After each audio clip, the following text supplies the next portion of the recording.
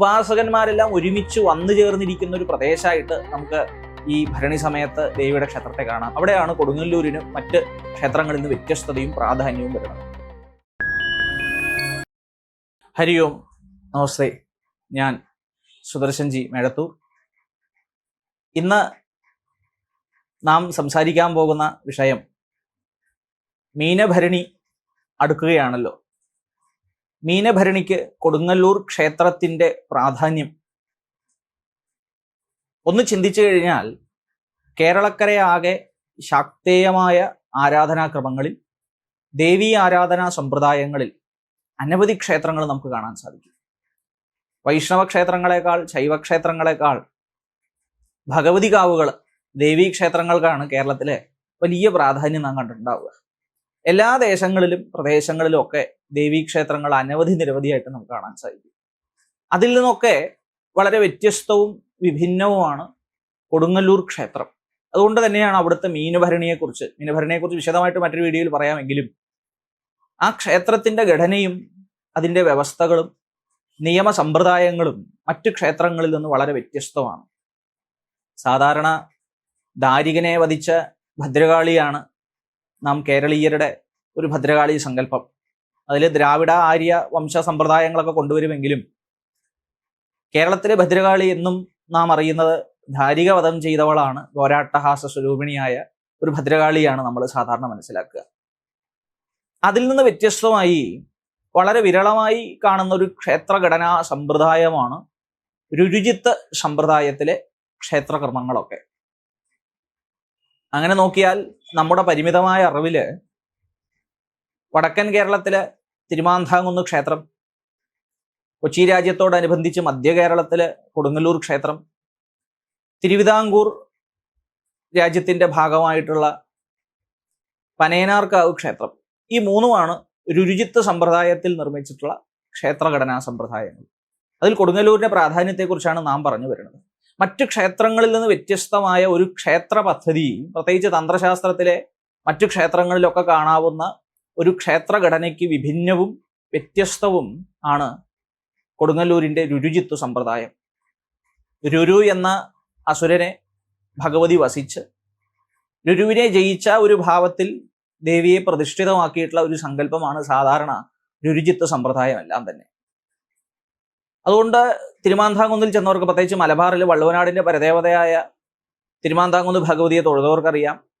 കൊടുങ്ങല്ലൂർ ഭഗവതിയെ തൊഴുന്ന നമ്മളെപ്പോലുള്ള സാധാരണ ഭക്തന്മാർക്കൊക്കെ അറിയാം.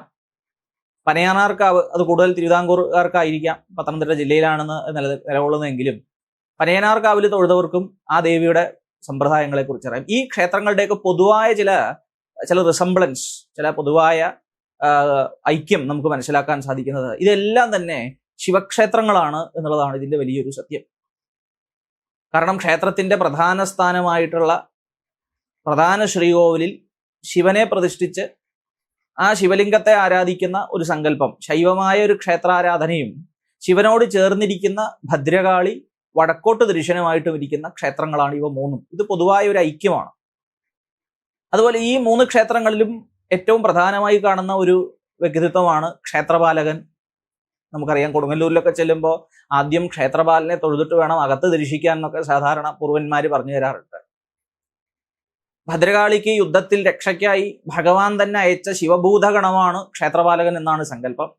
ക്ഷേത്രപാലകന്റെ പൂജാക്രമത്തെക്കുറിച്ച് നമുക്ക് വ്യക്തമായിട്ട് അറിയില്ല. അതും ഞാൻ പറഞ്ഞ പോലെ രുരുജിത്ത് സമ്പ്രദായം ഒരു പ്രത്യേക ഘടനയാണല്ലോ.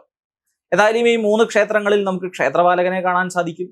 സപ്തമാതൃ സങ്കല്പങ്ങളെല്ലാം തന്നെ ഈ ക്ഷേത്രങ്ങളിൽ വളരെ പ്രബലമാണ്.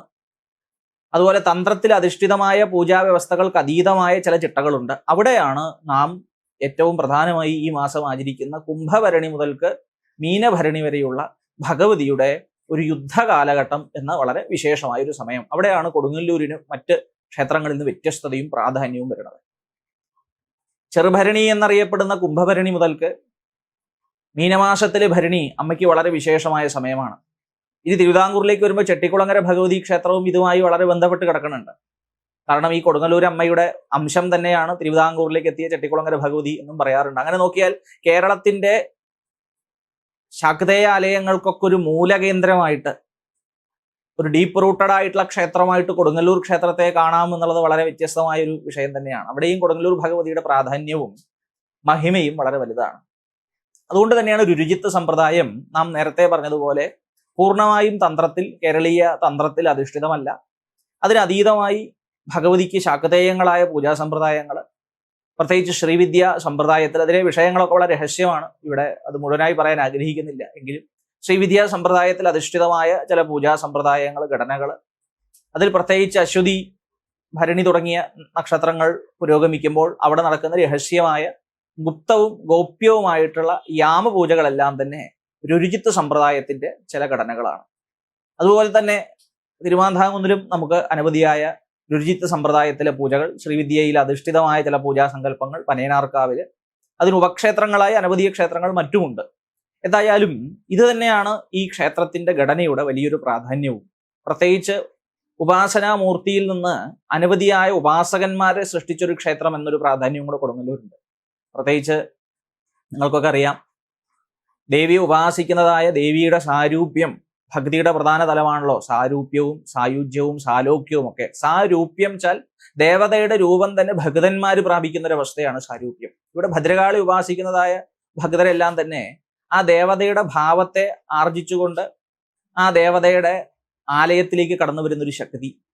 യഥാർത്ഥത്തിൽ കൊടുങ്ങല്ലൂർ ഭരണിക്ക് നാം കാണുന്ന വലിയൊരു ശക്തിയുടെ സ്രോതസ് ഒന്ന് ആലോചിച്ച് നോക്കൂ. പ്രത്യേകിച്ച് നമ്മുടെയൊക്കെ ഈ വടക്കൻ കേരളത്തിന്റെ ഭാഗങ്ങളിലൊക്കെ, തൃശ്ശൂർ ജില്ലയിലെ, പാലക്കാട് ജില്ലയുടെ നിരവധി ക്ഷേത്രങ്ങളിൽ, അത് പല ജാതി വ്യവസ്ഥകളിലെ തറവാടുകളിലൊക്കെ തന്നെ ആ ദേവതയെ കൊണ്ടുചെന്ന് ഉപാസിച്ച് ആരാധിച്ച കുടുംബങ്ങൾ അനവധിയുണ്ട്.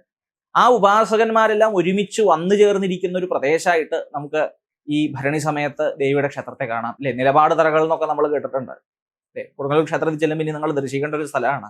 ക്ഷേത്രത്തിന് ചുറ്റുമായിട്ട് അനവധിയായിട്ടുള്ള വൃക്ഷങ്ങളും ആ വൃക്ഷത്തിൽ പ്രത്യേകം വിശ്രമ സ്ഥലങ്ങളൊക്കെ കണ്ടിട്ടുണ്ട്. അതിൽ ചില കുടുംബ പേരുകളൊക്കെ എഴുതി വെച്ചിട്ടുള്ളത് കാണാം.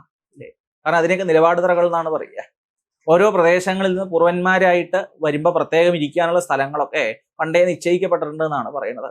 ഇതിന്റെയൊക്കെ പരമാധികാരി കൊടുങ്ങല്ലൂർ തമ്പുരാനും തന്നെയാണല്ലോ.